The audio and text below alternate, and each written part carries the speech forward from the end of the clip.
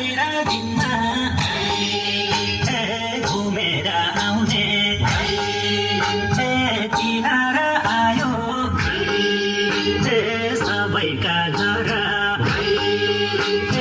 झलमलै छायो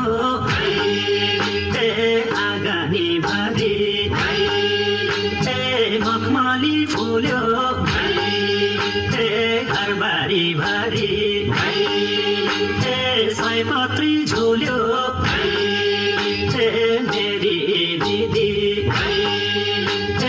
आइनन् आमा इन्द्रेणी टीका